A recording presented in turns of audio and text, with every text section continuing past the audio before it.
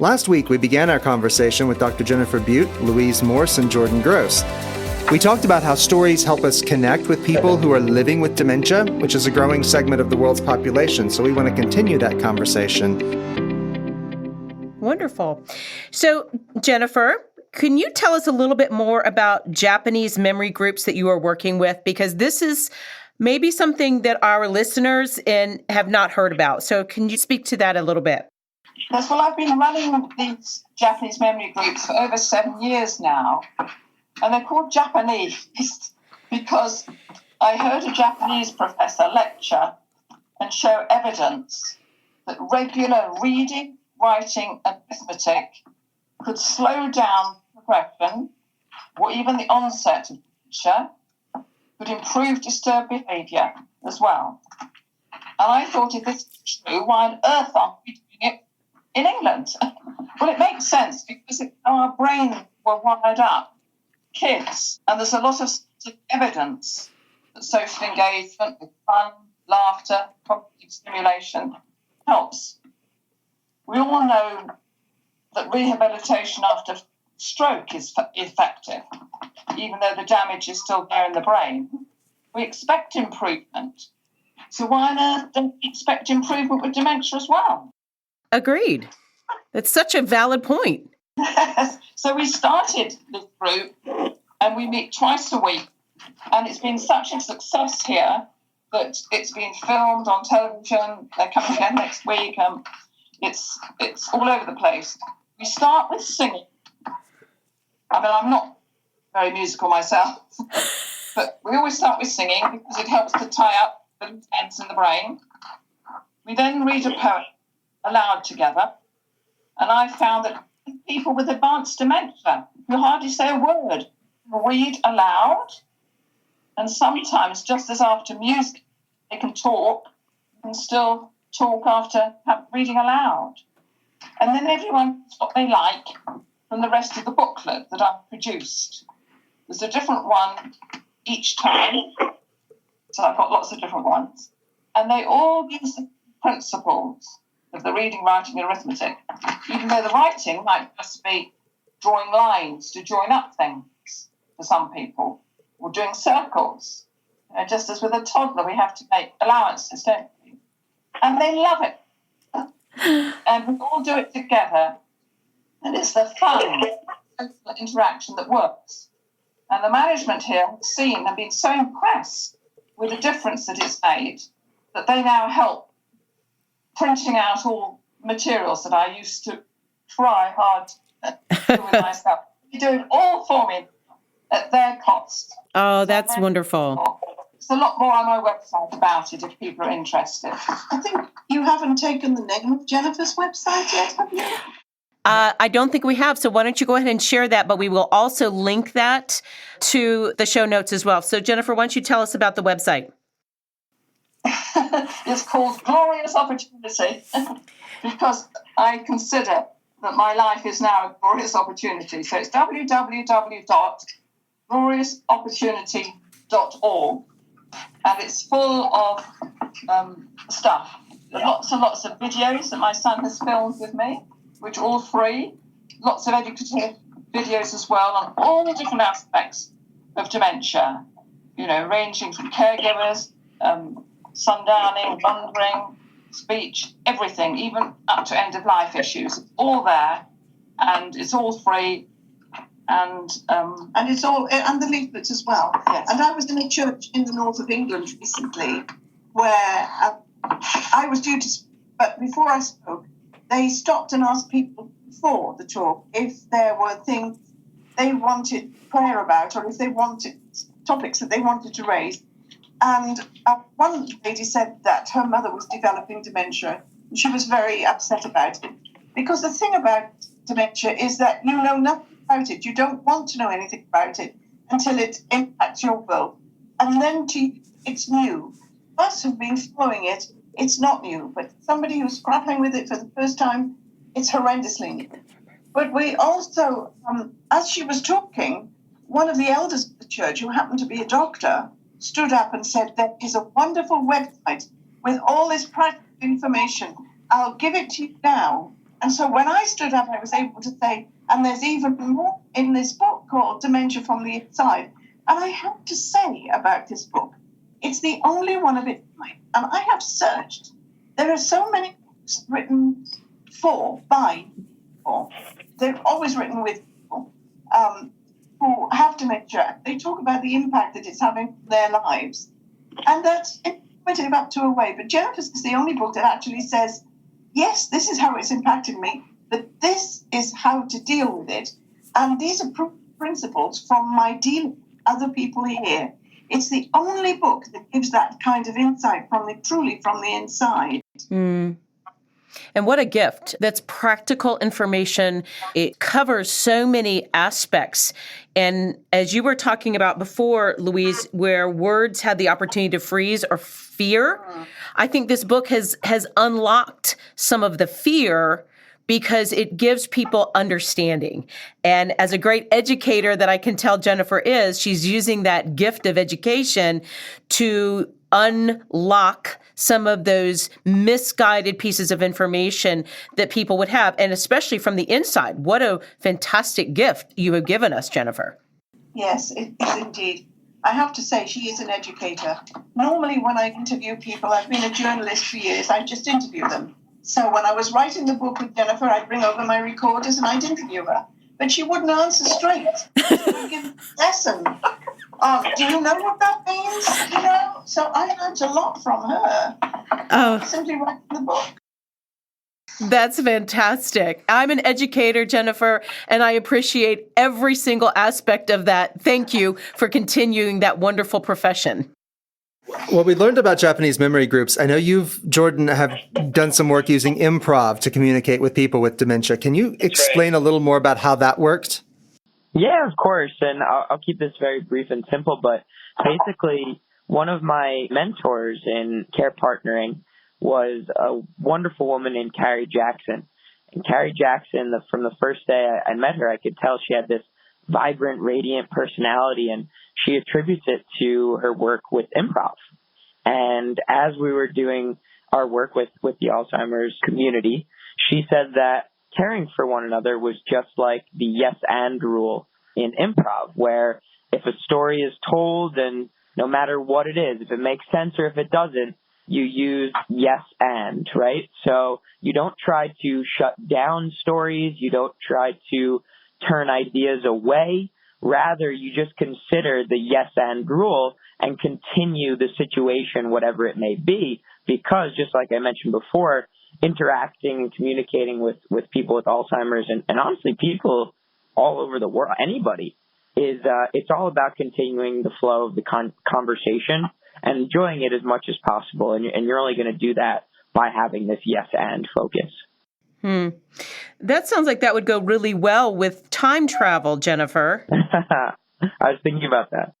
Well, I think you'd have to focus very much on the person, wouldn't you? It depends on the person that you're talking to, that you're traveling in that story with, really. Every case of dementia, if you can refer to it like that, is unique. Yes. Because it's a mixture of what's happening with the brain and the personality. Because people react as they've always reacted. They don't suddenly become different people.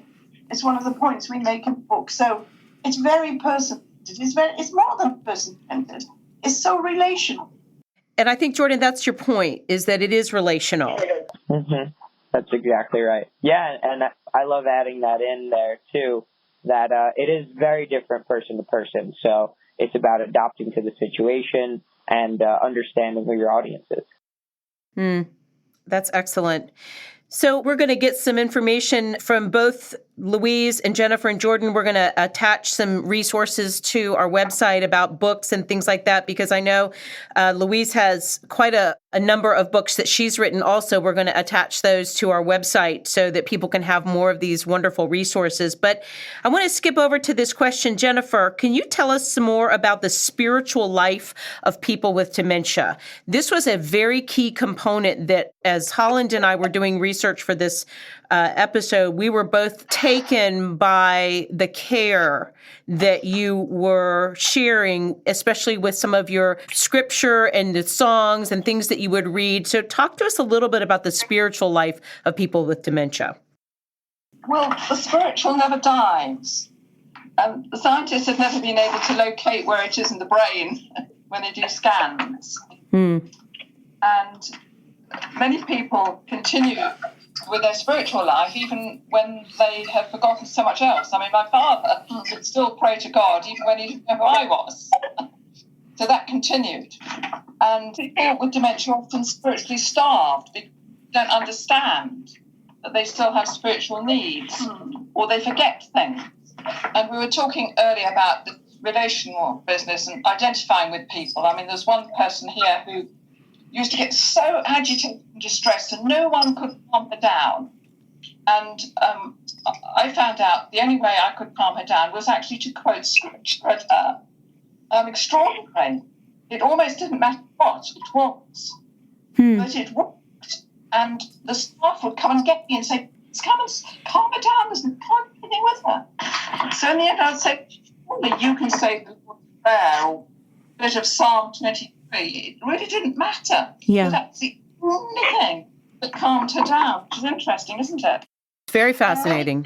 Dementia has Sunday school memories from their childhood. So when they have dementia and they forget a lot of the present, they remember that.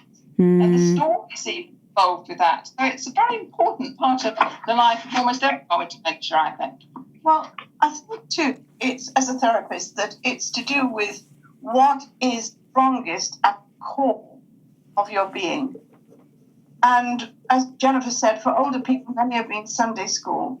Our parents sent us off to Sunday school really very often so they could have an hour themselves. But nevertheless, the older generation steeped in scripture than the generation coming up.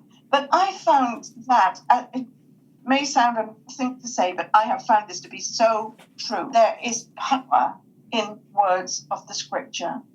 I was visiting one of our care homes and in the old hymns, and a man started to explain to me how he'd come to be in the care home. It's because his wife had died. He simply couldn't cope without his wife. He was describing her to me. She sounded like Solomon's wife, Ecclesiastes, a price beyond rubies. And suddenly he began to cry, and I didn't want him to go down there. So I put up my hand in the universal stop sign and said, David, my husband died a few years ago too. But then I simply said words of a very old hymn. I know whom I have believed, and I'm persuaded that he's able. And he joined in with me to keep that which I've committed unto him against that day. And in an instant, he was fine. Now, as a counsellor, it would have taken me 10 minutes to have restored his equilibrium because I'd let him go down the wrong path. So, another thing, in our care homes, we find that in worship, one visiting pastor told me that a lady who was wheeled in for devotions, as they are every morning, had completely changed the way he thought about ministering in a care home. He said she was wheeled in, her face was vacant, her head was down, her chin dropped. But he opened his Bible, he took the microphone, and immediately her chin went up, her eyes were riveted on him, and they stayed riveted on him the whole time he spoke from the word. And he knew that she was receiving. I mean, when people are receiving, don't you? You can tell. Well, I can see some who seem to be receiving, but they're not there anymore. But there's not many like them. It's two things. I truly believe that this is God at work, and there's a power there that we ignore at our peril and loss. And I also believe that it's something that's strong at your basic integral core that you evoke when you read scripture. And even more than that, it's amazing. Just recently, I went over to the part of our village which has people who need very specific 24-hour care with dementia, in the advanced stages, really advanced stages, and many hardcore. And I've been asked to show pictures to some of these people to ask them whether it helped them remember God. And I had pictures about a shepherd, for example, or a picture of a mother with a child, all kinds of pictures. And I had been asked by an organisation to find out what it meant to them. So I went around asking people, and the last person was in a group activity which was not going very well. The people there were not communicating. No one was saying anything. They were all looking, half moribund. And the person in charge saw me coming and said, "Oh, Jennifer, you can take over," and disappeared. So I produced a picture and spoke to the one person I thought who was able to communicate on the matter. So we got talking about shepherds and Christmas and sheep, but she didn't remember about Jesus being the good shepherd. And then other people in the group said they wanted to see the pictures. People that I didn't know could talk properly. And at the end, we were having a round table discussion. It was almost unbelievable. Oh, my. And someone who was meant to be running this group came back, and she just stood there amazed. And she said, "Well, obviously we need to use pictures to try and facilitate to get these people to talk, because they all woke up with it." But it was because it was was it because it was a spiritual thing, or pictures, or both? I don't know. Well, that's fascinating. We only have about a few minutes, but there are two things I want to insert here. Go for it. Okay, the first is we've only had one person on several months now of podcasting who's used the word moribund. I love that. I love that word. She is a doctor still to this day. I love that word. The other is having to do, we had a conversation about illustrations several weeks ago, and we were talking about how children believe that if they're looking at a picture, an illustration, and they're looking at a story, it's the picture that tells the truth. If there's a conflict between the story and the picture, children believe it's the picture that tells the truth and the story that's wrong. And then there comes a point about 7 or 8 years old that people believe the words are true and the picture is wrong. But I'm wondering if we come to a point maybe later in life where, again, the picture becomes what's true and the words become, well, we're not so sure if that's correct or not. I think that's true. And I think that's because in our lives we hear so many words, especially these days over here with our politicians, over there with yours. But as a therapist, I find that there's a great power with pictures. And we say that picture says more than 1,000 words. Yes. And it's true. All right, Jordan, what's a metaphor to help us understand communicating with people with Alzheimer's? Yeah, so I'm so glad you asked this question because obviously in writing fiction now, I think about metaphors all the time. And I'll leave you all with this one thought. Somebody once told me the definition of hell. And it's that on my last day on this earth, the person who I became will meet the person who I could have become. And those two people are total strangers. But somebody also once told me the definition of heaven. And it's that on my last day on this earth, the person who I became will meet the person who I could have become, and those two people are identical twins. So with that metaphor, with that phrase, with that saying, in communicating with anybody, not just people with Alzheimer's, I really want you to focus on that metaphor because the way that you interact, the words that you choose, the questions that you ask, the stories that you tell, it's always going to be about, am I living according to how I truly want to lead my life? Or is there a gap between the person who I'm becoming and the person who I know I can truly be? So that's just such a powerful metaphor for me, not only in communication, but really how I make each and every decision in my life. So I certainly wanted to share that and really reveal how important it is when I interact with not only Alzheimer's patients, but also just people in general. Thank you for that. Louise, do you have a metaphor? Well, I must say I didn't see this question on the crib sheet, otherwise I would have thought more about it. Because again, metaphors are very powerful. But I think that there are two things. One is, and I'm not thinking about Jennifer because she is so direct, and I know Jennifer's spirit very well now. But with people in our care homes, it's like throwing a stepping stone out into water and standing on it and finding a point of contact with that person. And then from that point, throwing out another stepping stone until you're deep in the stream with them, and you don't need the stepping stones anymore. And also another way of looking at it, for me anyway, I'm sure Jennifer has something much more erudite, because she still has a bigger brain than I do anyway, I want to do that, is that it's like looking at somebody through glasses, spectacles that have been crazed. You look through the different prisms that you've got, and you listen to them until suddenly you get them in focus. Like the lady I mentioned to you that I met in the care home.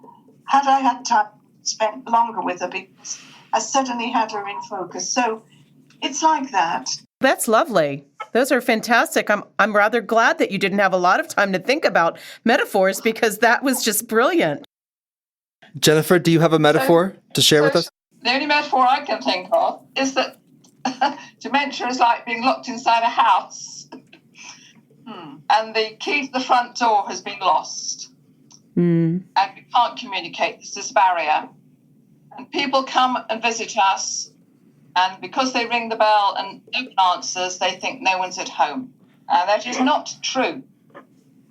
So what would we do if we went to visit someone who we thought was in the house and the front door was shut and the key was locked? Well, we would do all kinds of things. We would go around the back, we'd look through the window, we'd find another key, we'd get a ladder to climb the window. We would do all we could to find that person. And it's the same in dementia. Please bother to find us, because we are still there. Oh, my goodness. That was brilliant. I think for me, that takeaway of finding a new way into the house, that's such a crystal clear metaphor. Jordan, I appreciate your desire as a 24-year-old to look at it from that end of the perspective. We've got a continuum. Jennifer talked about that idea a little bit earlier about being in a continuum, and Louise talked about that as well. And so we've got a continuum of people on our podcast today who are looking at this idea of dementia in so many different facets. And Louise, I also appreciate the idea of looking through those lenses. I know for myself, having to wear glasses and looking at things and finding how they come in focus is something that I want to keep working on. And I appreciate these metaphors. I hope that we all can find a new way into the house and remember that the person in the house is still there. And that was just brilliant. So to learn a bit more about dementia, Jennifer and Louise's book is called, help me, Louise. It's called Dementia from the Inside, A Doctor's Personal Journey of Hope. And it's published by SPCK, a 400-year-old publisher here. You can get it on Amazon. You can get it on Pilgrim Homes website, which is simply pilgrimhomes.org.uk, or any good retailer. Okay. And Jennifer, your website, again, would you please tell us the address for your website? www.gloriousopportunity.org. Filled with all kinds of educative videos and stuff. It's even got a dragon cartoon on it to explain to children. Oh, lovely. Story. My son made it into a cartoon, and it's got subtitles in all different kinds of languages as well. Can I just say really quickly, I'm a ghostwriter, and I wrote an article about nursing and dementia for a university, and I included a link to the dragon story in that because I couldn't find anything else that had to do with children, explaining dementia to children. So I was really excited to find that. It's absolutely delightful, that story. I'm glad you found it. And Jordan, tell us one more time where we can buy your book. Yeah, so that's going to be at thejourneytocloud9.com. That's all spelled out, journeytocloud9.com. And once again, thank you so much for having me on. It was one of my favorite conversations in all of the 90 podcasts I've done over the last 3 months. So this was really wonderful, and it was so great meeting you all. Thank you. Thank you. And everyone who listens, please join us next week. We'll be discussing telling stories of trauma with Belinda Bauman, the founder of 1 Million Thumbprints, which is a movement of peacemakers advocating with women in the world's worst conflict zones. Belinda is also the co-founder of and visionary behind the hashtag Silence is Not Spiritual. And joining Belinda will be Rebecca Davis, author of Unholy Charade, Unmasking the Domestic Abuser in the Church, and an advocate for people who have suffered abuse in Christian communities. Don't forget to subscribe to the AfterwordPodcast.com, rate us on iTunes or wherever you get your podcasts. Please leave us a review. It does help keep the conversation going. And as always, you are welcome at our table. Thank you all so much.